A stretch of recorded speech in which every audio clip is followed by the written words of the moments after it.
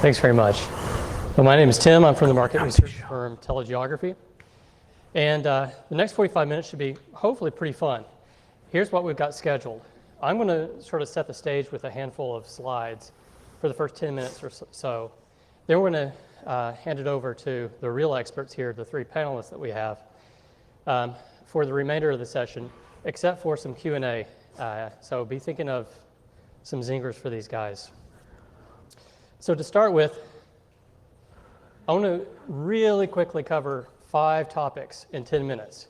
I don't know if you remember the Micro Machine commercial guy who spoke really fast. It's going to be a little bit like that. I'm going to keep it really short as possible so I have more time to talk to these guys. But time allowing, the 5 topics I want to touch on are: 1, lots and lots of new cables have been going in the water. We're going to talk about where they are and why they're being built. Secondly, on the flip side, it hasn't really happened yet, but we think there's a new wave of cable retirements that's coming down the pike relatively soon. We'll talk about why that might happen. Third, why are all these cables being built? Well, one reason are there a handful of really big guys named Google, Facebook, you probably have heard of them, AWS, Microsoft, need a lot of capacity. They're big users. Next, we're talking about price. If you've ever purchased any long-haul telecom services, you know there's one ironclad rule, and that's prices always go down. Touch on that. And finally, I want to set the stage for our panel by talking about some technology shifts that haven't really changed the market yet, but in 5-10 years may really change the way we look at it. And just one disclaimer, although these poor guys are up here while I'm talking, these aren't necessarily their views. Most of what I have to say isn't very controversial, but towards the end it's kind of forward-looking. I know that Nigel in particular hates the left slide. You may too. It's okay. We don't use the word hate though. You say dislike. Yeah. Okay. Lots of new cables have gone in the last few years. Here's a map of them.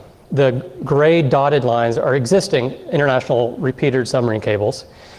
And the red lines are new cables that have gone in the water the last 2 to 3 years. And if you look at it and try to discern any pattern, you may notice a few. One I noticed is that some of these cables go to weird places. And that's because there wasn't much international transport to them, South Pacific Islands. There's a remnant of a cable that originally was going to go all the way across the Arctic. Didn't quite get funding to do that, but it did connect some oil and gas communities and native communities on the north coast of Alaska.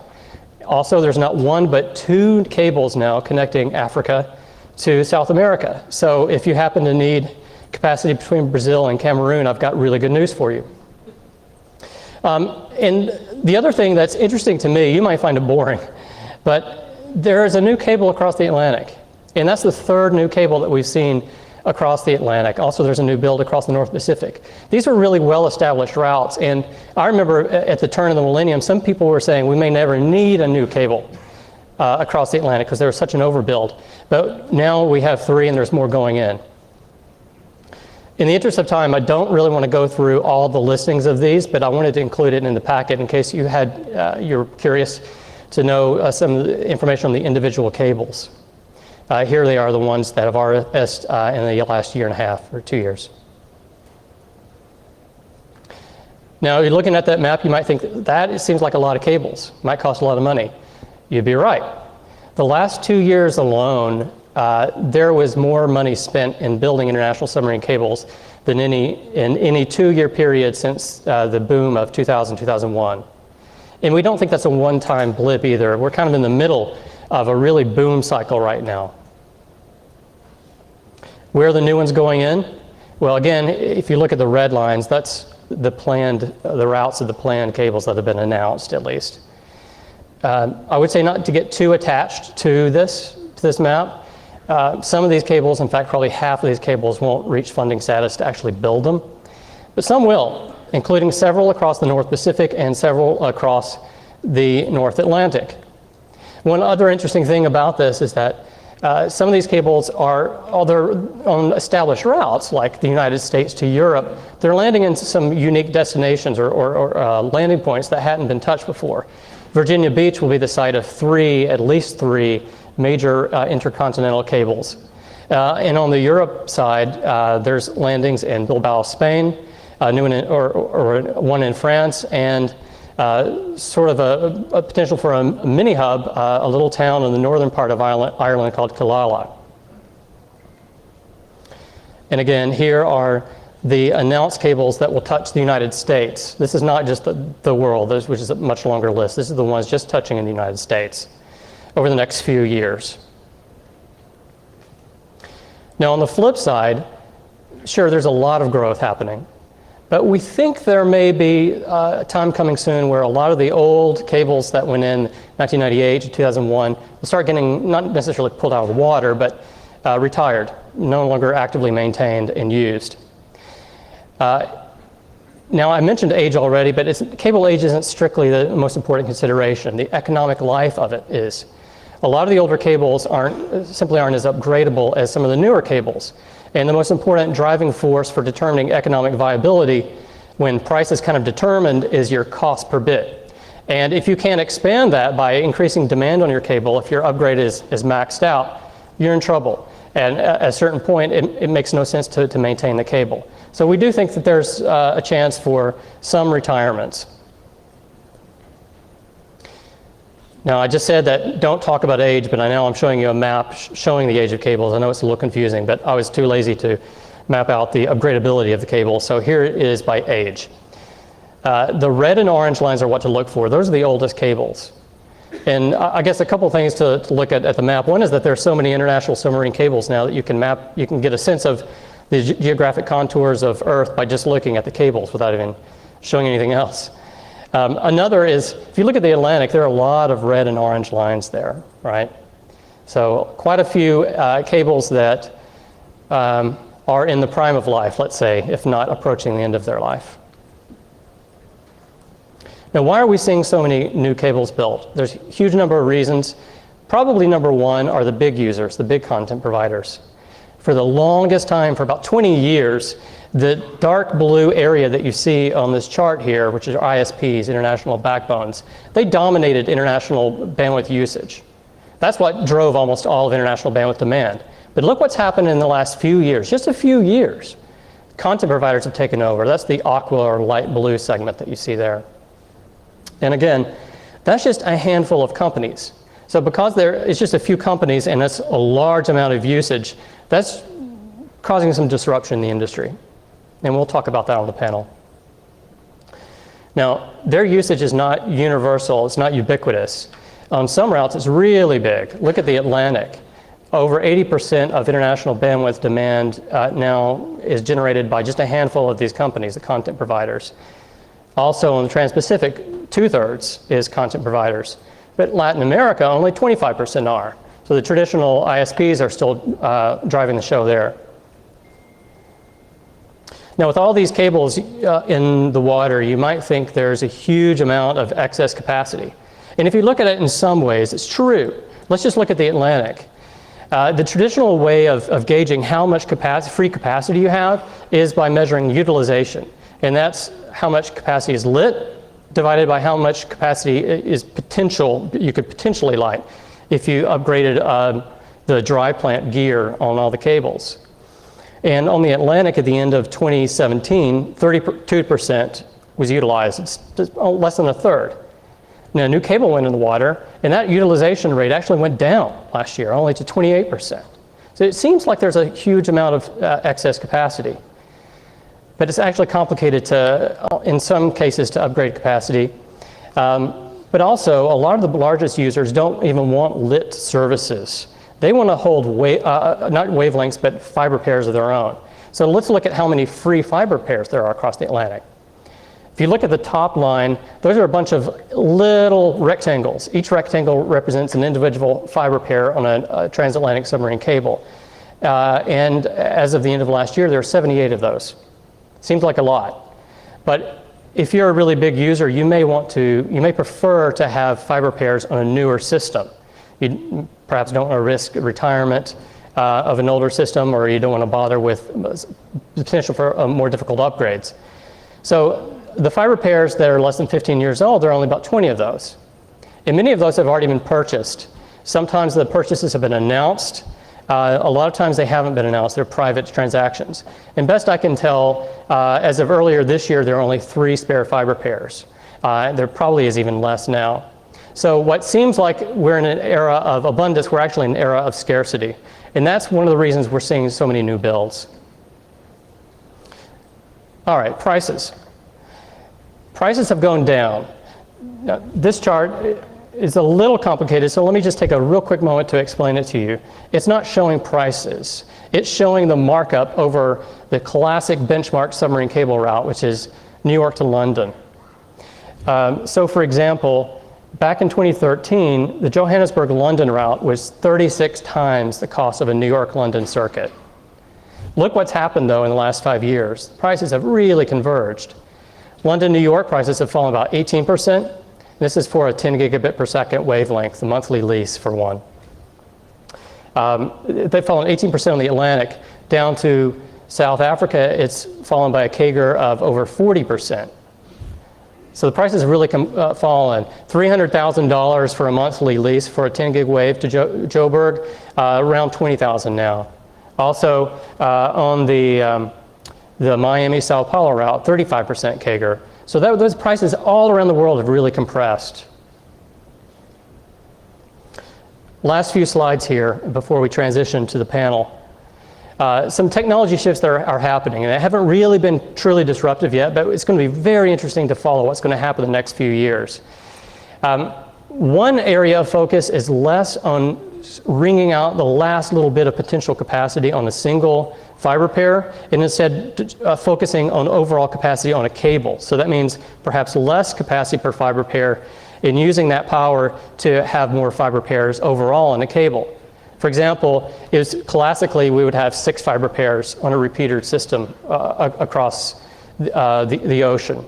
Remember, these have to be powered end to end. There are repeaters that have to be powered every 50 kilometers or so. It's not like your terrestrial fiber where you can have a couple hundred. The next big cable across the Atlantic, which will be a Google one called Dunal, which is going to be 12 fiber pairs. There's research to do 16 fiber pairs and hoped at least to do 32 fiber pairs. What can this do to price? Well, this part is speculative. We don't really know yet. But what we're looking at here are the minimum investment unit for prices for capacity and cables over time. You go back all the way to the left. If you needed 150 voice channels back in 1988 on one of the first fiber optic cables, that cost a little less than $10 million. A 10 gig wave, an IRU for 10 gigs, less than 10 years ago was about the same price.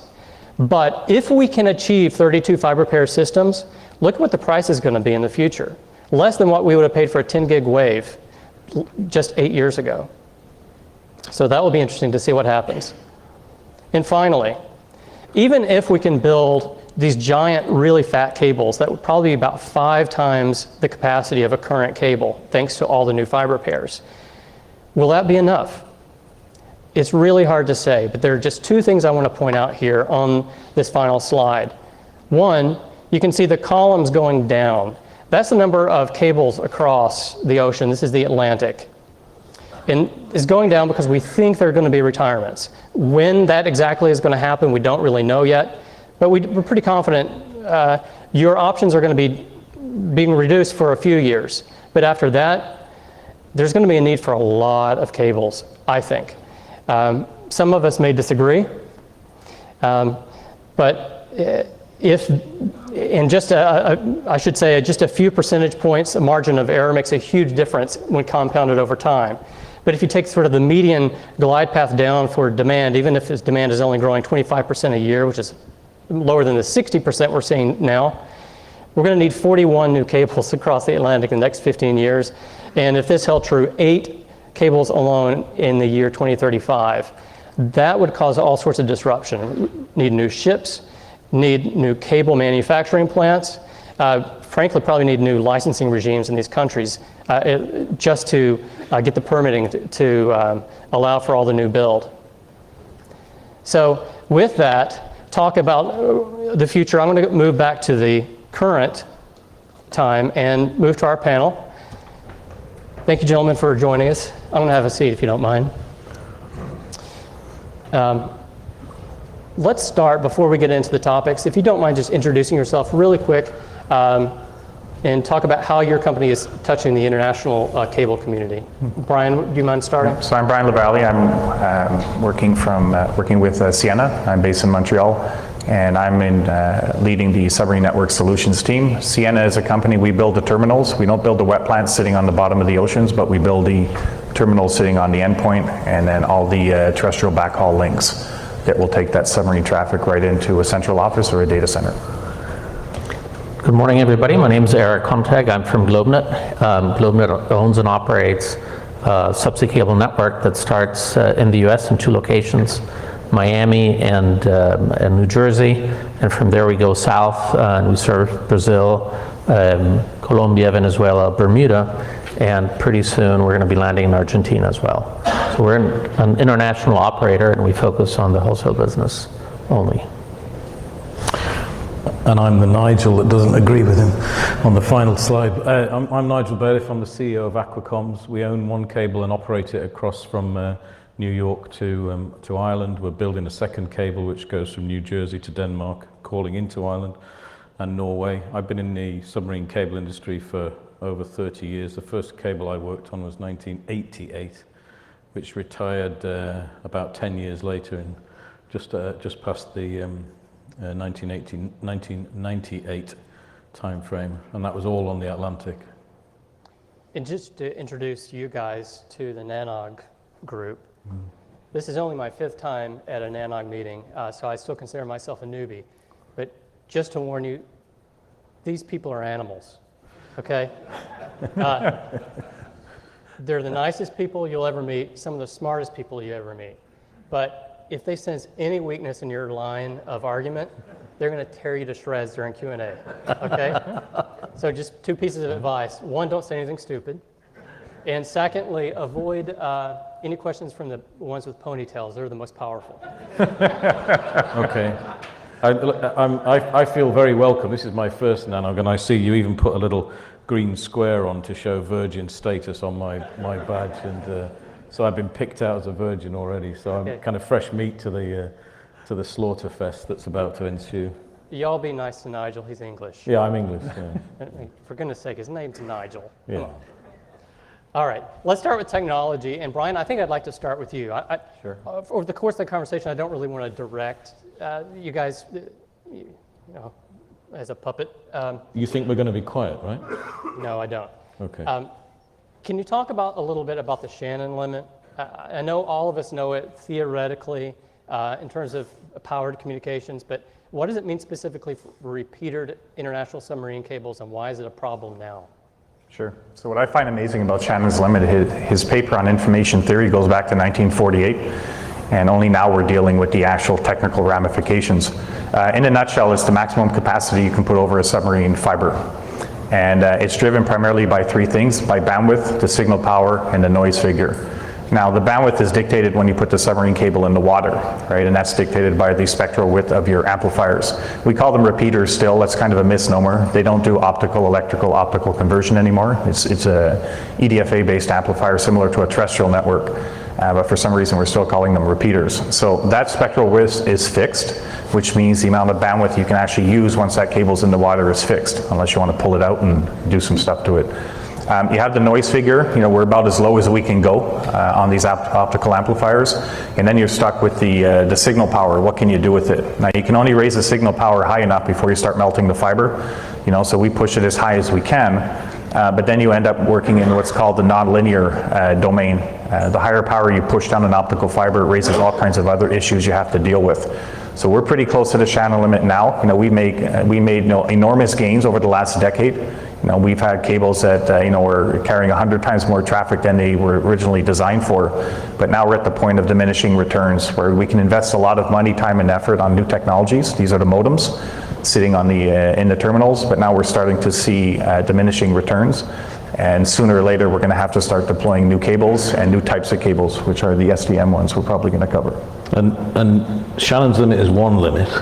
There's another limit, which is my first argument why this slide maybe isn't correct, is the electrical power that you put down the cable. because the cable has a copper jacket, a copper sleeve around the fiber package.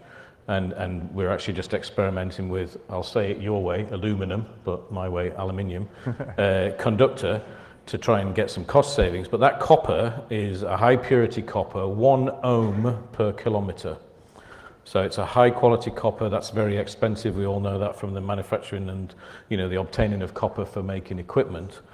That's sticking electrical power down the cable to power the amplifiers. And at some point, we're going to start to hit limits around the amount of electrical power that can be turned into optical boost power at the SDM level, where you can share that power across multiple fiber pairs. So once you start to get to 16 fiber pairs, you're getting close to some of those limits.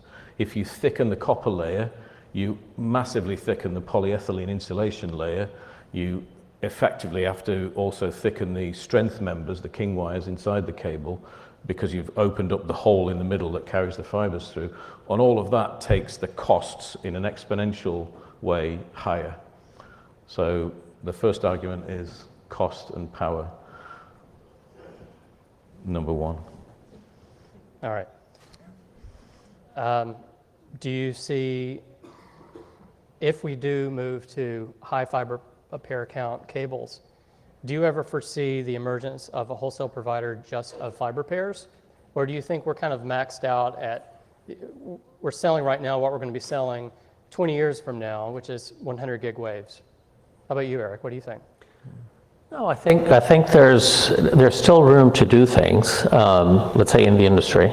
And what we're seeing is, so we saw a test a couple of years ago where they try to play with different modulation technologies, C plus L versus just the standard C band.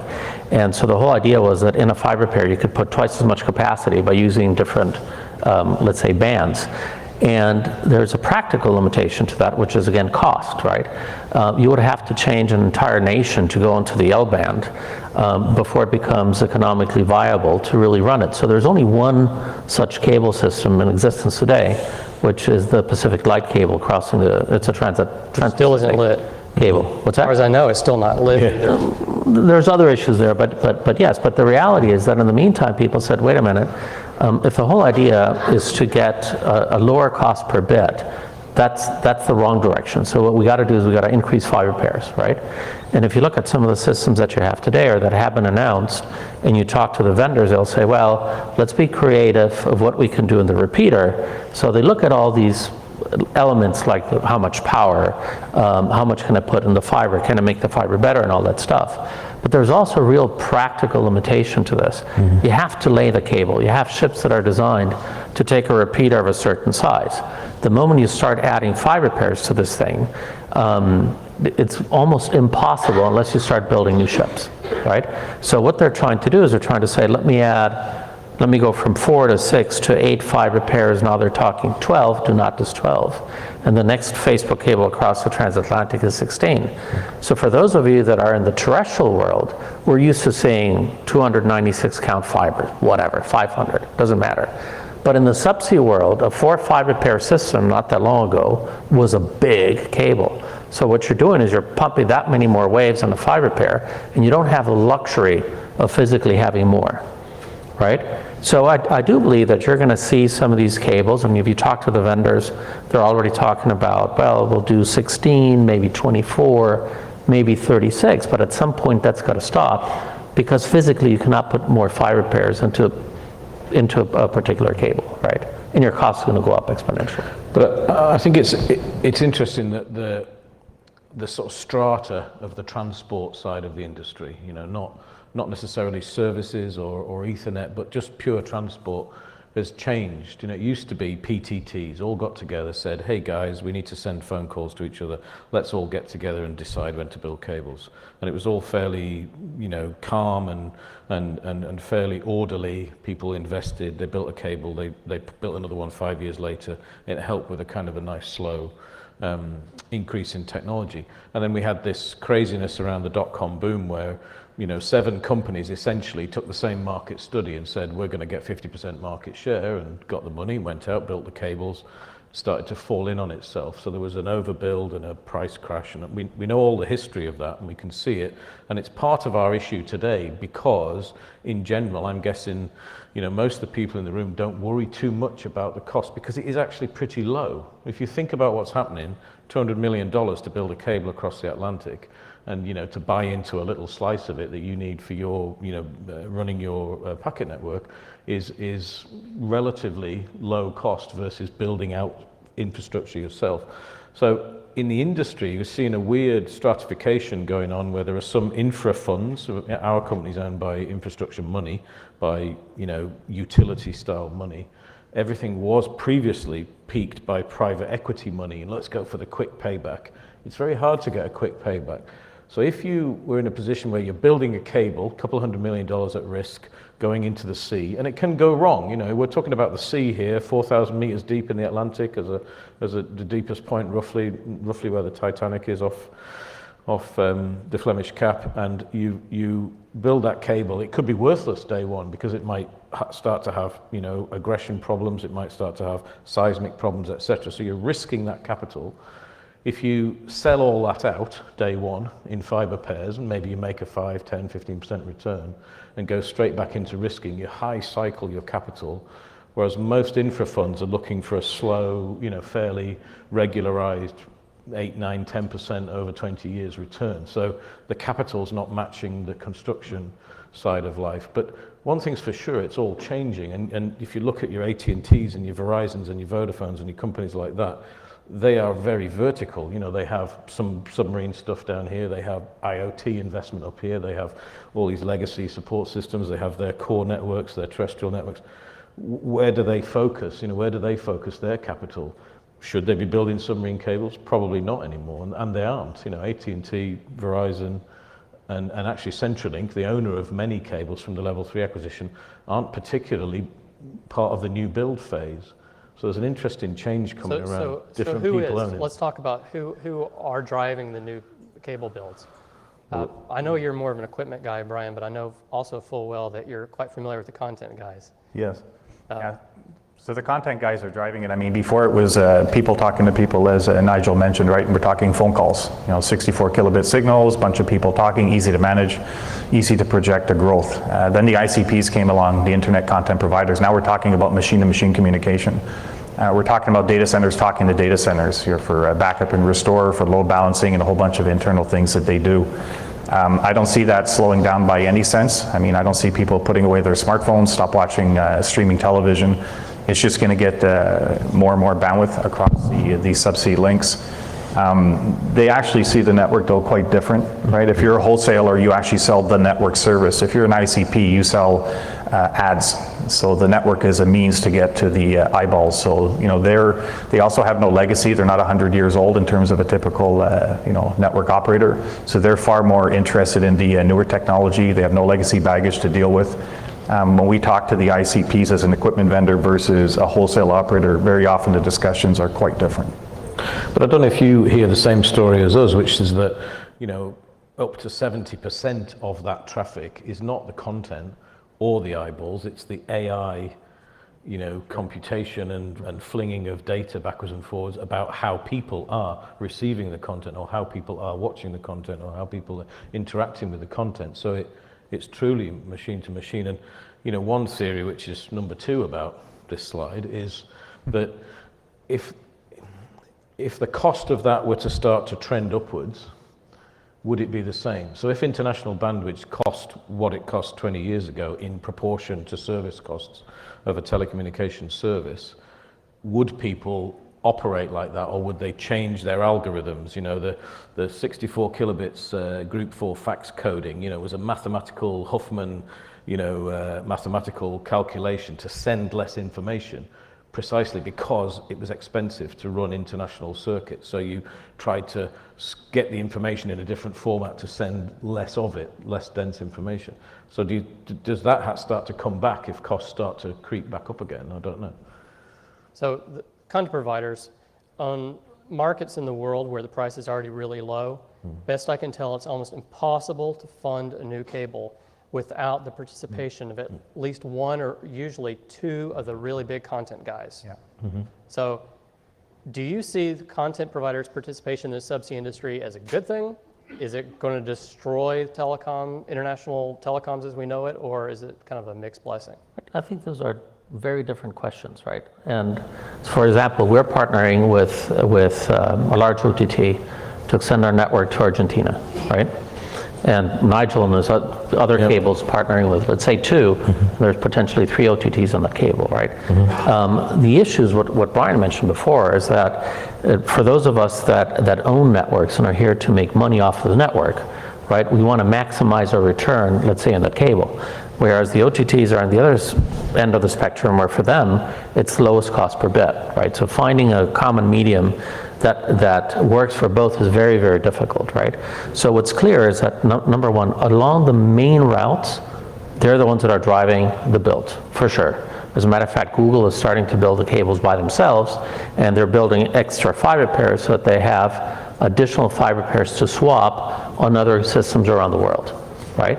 So in their model of the world is flat, it's perfect, right? I'm going to give you a fiber pair in the Trans-Pacific in exchange for a fiber pair, let's say, to Africa, right? So that may work for them. But in our, let's say, carrier world, even in the ISP world, there is a market dynamic there that you have to play with, right? And so I think that in the main routes, they're going to be driving for the foreseeable future all the builds, for sure, no question, right? Then if you look at the regional market, it really depends how big that regional market is and where is that regional market in its development phase as a market, right? If you look, for example, at Brazil, Google was the first one to start to build in a consortium. Now they built a data center in Chile a couple of years ago. Now they're building a cable from Chile to the US. They're doing that by themselves. Facebook has agreed to partner because that model works different.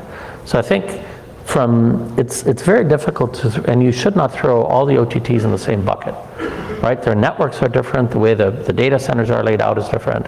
Facebook, for example, only has data centers in the northern hemisphere, right? So what they're trying to do is they're trying to put those all together. If you see them go into South America or Africa, whatever, is because that's to service the access network, right? So it's understanding these OTTs that's important. But I do believe that they're trying to disrupt the industry because it's expensive to lay a cable, it's expensive to design it, it's expensive to service it. The problem is, and I've said that many, many times, you cannot disrupt infrastructure the way you disrupt software, right? Just something's going to break. And if you're going to build a network for the next 25 years, there's a lot that goes into the building of that infrastructure, right? Look, our network was built 15 years ago, so we're now a legacy system, and there are segments that have never, ever gone down.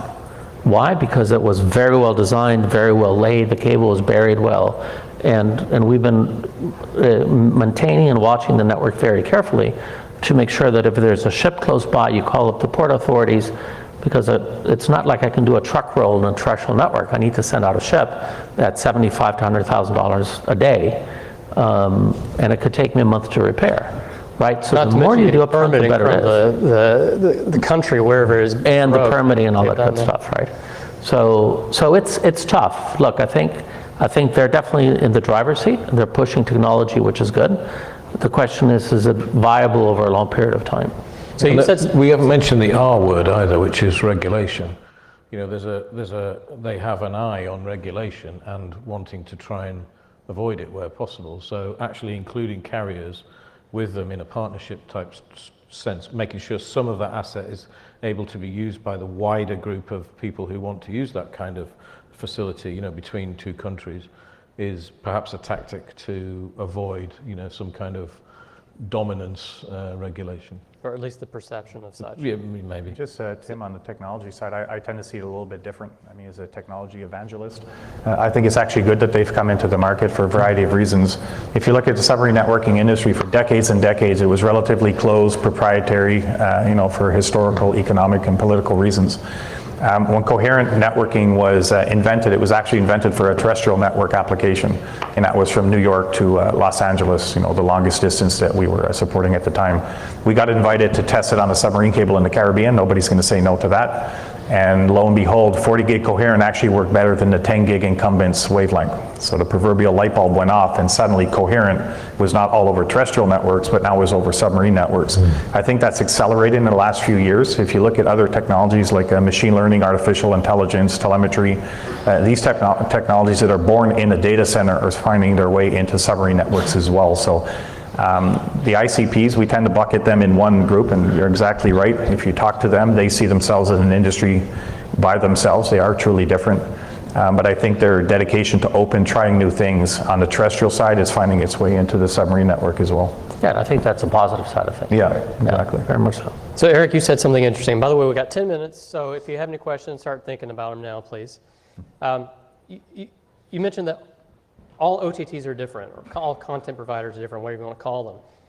Probably a lot of the companies in here, if you look at a certain way, are content providers or OTTs. And I imagine you guys have a mix of methods for connectivity. Probably the smaller of you use DIA. A lot of you probably buy IP transit. Some of you may, if you're not buying transport now, are thinking about dipping your toes in the market. So what I was curious to know is, what advice do you have for people that are new to the submarine cable industry, that are looking to buy some wavelengths for the first time? What would you tell them? Be careful what you buy and really clearly understand. IP transit, has an element of redundancy and resilience built in.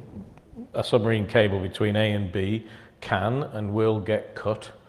For various reasons, usually external aggression, usually a fishing boat or an anchor or some kind of seismic event. And when it's cut, it's in the region of 15 to 30 days to repair it, to send a ship out into the mid-Atlantic to bring the cable to the surface, put in a new piece and put it back down. So if you buy transport, make sure you buy several transports from several different parties with as much deduplication as you can manage, which is why in your slide around the new cables, they're going to different countries now. They used to all go into the south of the UK.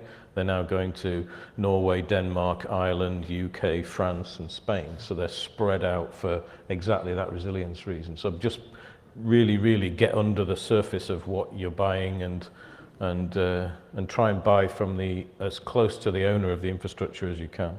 What do you have to be careful? What did you say? Maybe Eric can answer this, but what are the pitfalls of buying on a cable? If you're buying on a few different paths, what do you have to look out for? You said be careful what you're buying. Have you seen any mistakes that buyers have made in the past? Well, I've seen buyers, for example, that say, hey, let me try to squeeze a buck here or there, and then they buy the terrestrial piece, the backhaul, separate from the subsea, separate from the other backhaul. All of a sudden you have 3 separate contracts, right? And then if they don't pay attention to what they're buying, they may be buying from different vendors or providers on the backhaul side, happen to be all on the same network, right? Okay. So getting into the detail as to where does that fiber run, who actually owns the fiber, and what ducts does the fiber, we have a lot more issues on the terrestrial piece than we have on the subsea piece, right? If you look at what some of the large OTTs are doing, Facebook, for example, they would prefer to have 5 totally diverse routes. Now, of course, they're running at, let's say, 33% utilization of a fiber pair, but they say, look, if I have 2 fiber pairs, I can maybe carry the traffic, but if I grow, it's not going to work. Then they go to 3. Say, what if I have a double cut? I cannot afford for my users to be disenchanted, and then I lose ad revenue. So therefore, let me overbuild, let's say, that redundancy. That works for them. I think for a smaller provider, if you have 3 routes, it's probably good. 2 is marginal, depending how much of that capacity you're using. But again, you have to really look at the end-to-end solution. If you want to go from New York to London, you got to pick your backhauls as well. Or you ask the provider to say, hey, give me that end-to-end and guarantee the end-to-end, not just a piece. And just in terms of upgrade, every submarine cable has a unique personality, which means you have a unique Shannon's limit. So if you're buying a fiber pair, typically it's because you want to be in control of your own destiny, you want to upgrade the capacity as you see fit. Given each submarine cable has a unique personality, you might want to check into the performance of that fiber pair, what's sitting in that wetland under sea, because that'll ultimately dictate the maximum capacity you can run over that fiber pair. And you'll see across similar cables, in terms of routes, the upgrade capacity of your fiber pair could be quite different. No, in particular if it's an older system. Exactly. With lots of cuts, your power budget goes down every time a cable gets cut, and before you know it, the design may be, whatever, 10 terabits. By the time you get it, it's less than 5. Exactly. Yeah. All right, do y'all have any questions? This is my favorite part of every single NANOG session, even if I mentally check out of one because it doesn't apply to me. I always perk up for the blood sport in the last 5 minutes or so. Any questions? Does he have a ponytail? No? No. Okay. I cut that off, so you're okay. So a couple NANOGs ago, there was an interesting presentation done by Paul, I just blanked his name, but basically talking about global warming and seawater rise and talking Paul Holtus from the World Ocean Council. I don't remember if that was his name. But basically the gist of it was the landing sites for some of these cables would potentially eventually be underwater. Do you actually view that as a concern? What's being done about it? Kind of what are your thoughts along those lines? When you power a submarine cable, you inject DC volts. So you inject DC volts negative from one end and positive from the other end to a balanced Earth in the center. And on the Atlantic, you're throwing in about 3,500 volts from each end. So negative DC 3.5 one end, positive DC 3.5, and then it drops in the repeaters and through the copper. That doesn't mix with being underwater, right? I've heard there are some locations that have had, they're below kind of floodplain areas, and they build bund walls around the station for the once in 100 years tide plus wind plus this, which is going to mean an inundation. But the global warming story for somewhere like the Maldives, and I built 2 submarine cables to the Maldives, believe it or not. It's a tiny little, it's a huge archipelago of tiny little islands just off the coast of India. That entire archipelago is expected to be underwater within 30 to 50 years, so there won't be anywhere to connect a submarine cable to because there won't be anywhere to live. The island is 1 meter above sea level that houses the airport, so the main airport in the Maldives will be gone in 20 plus years time. And you're not going to need a cable anyway. So exactly, you're not going to need a cable if you can't live there. But it is a good question, and it is, if you're putting in a new submarine cable, things like that are at the forefront. Where do you actually put that building, that cable landing station? Yeah, do you put it on the beach? Do you put it a little bit inland? Do you put it on a hill? But there's other things as well as people are starting to look at when you build a landing station, like physical security. How hard is it to get into it? Can you blow it up? These type of things. If you look at submarine cables, about 99% of all intercontinental traffic is carried over submarine cables. That's business, personal use, government, you name it. That landing station has to be well protected, not just from the environment, but also from us. And we've moved back from the beach quite a bit recently. So I think, it used to be right on the beach, and now we're kind of 5-10 kilometers inland, and that's helping with things like big inundation floods and things like that. So I think everyone's thinking about it because you're always thinking for a minimum of 25 years service life. So. Yeah, and we had a situation recently in Puerto Rico. Big hurricane hit the island, as most of you probably know, and the station was built for Category 5, great, but then the issue was that there was a lot of backup water and rising water that started to come in through the marine ducts into the station. Yeah. So at one point they had to shut it down, right? So they went back, they looked at it, they tried to identify flaws, and we learned from those experiences. But that station's been there for probably 15, 20 years without a problem. All of a sudden, boom, here's an issue, right? Right. The good news is that the subsea community is very small, very tight, and we actually share those type of things for best practices. Yeah. So, and that's why we move further inland to land a cable. All right, let's see if we can squeeze in 2 quick questions with brief answers. Yes, sir. Hi, this is Vinay with Globex. Great panel. Really appreciate all the comments. Clearly, with the resurgence of the subsea industry from a global standpoint, with the new cable systems coming into existence and being worked on, there's a phenomenon underway where we see the data center industry working closely with the subsea industry, wanted to land more subsea cables in a data center environment, and also for the subsea industry to be working more hand in hand from a data center perspective to being carrier neutral co-location sites. What do you think as the positives of this phenomena going forward? What do you see as the challenges, and are we doing enough as an industry?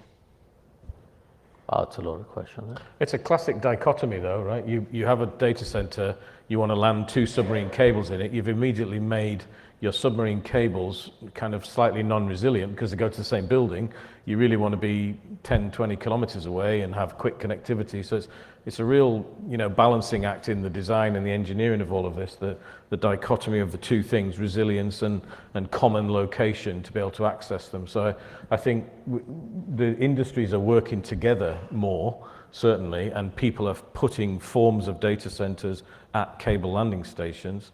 But there's probably quite a varied, even in this room, set of requirements among people about the resilience mapping against the sort of common access. And it varies widely depending where you are and which region you are, right? Yeah. In some cases, you can land a cable directly into a data center.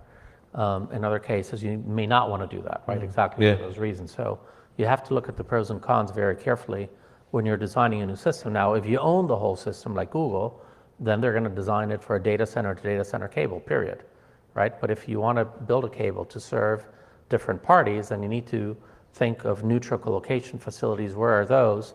So that you can get multiple backhauls, multiple access, capillarity, and all that good stuff. Yeah. So it varies by region. All right. I'm sorry, I think that's all the time we have. We'll probably be out in the hall if any of you have more questions. But Brian, Eric, Nigel, thanks very much. Appreciate it. Thank you. Thanks, guys. Good job, guys.